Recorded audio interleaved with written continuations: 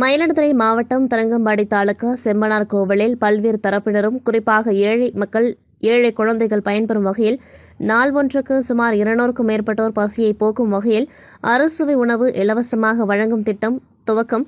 சோறு, சாம்பார், வத்தல் குழம்பு, பொரியல், பாயாசம், மோர் உட்பட அனைத்தும் வழங்கி பசியை போக்கும் விலையில்லா உணவு வழங்கும் திட்டம் துவங்கப்பட்டது. ஏழை குடும்பத்தில் பிறந்து பசியின் தவிப்பை உணர்ந்த சமூக சேவகர் KP ராஜ் என்பவர் தனது நண்பர்களுடன் இணைந்து செம்பனார் கோவில் பகுதிகளில் தினமும் பசியோடு உணவு கிடைக்குமா என்ற ஏக்கத்தோடு காத்திருக்கும் ஏழை மக்களுக்கும் குழந்தைகளுக்கும் மாணவர்களுக்கும் பசியை போக்கும் விதமாக பல்வேறு தரப்பினரின் உதவியோடு குறிப்பாக வணிகர்கள் உதவியோடு விலையில்லா உணவு வழங்கும் திட்டத்தை தொடங்கியுள்ளார். குறிப்பாக மதிய உணவு அறுசுவை உணவு தினமும் இலவசமாக வழங்கும் திட்டம் தொடங்கப்பட்டுள்ளது. குழந்தைகள், பெரியவர்கள், முதியவர்கள் ஆர்வத்துடன் வந்து உணவை அருந்தி வாழ்த்தினர்.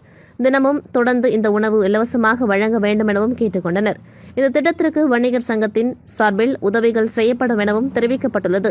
இதுபோன்று ஒவ்வொரு பகுதியிலும் ஏழைகளின் பசியை போக்கும் திட்டம் தொடங்க வேண்டும் என்பது பலரின் வேண்டுகோளாக உள்ளது. அதற்கு வசதி படைத்தவர்கள் உதவ முன்வர வேண்டும் என்பதும் வேண்டுகோளாக உள்ளது.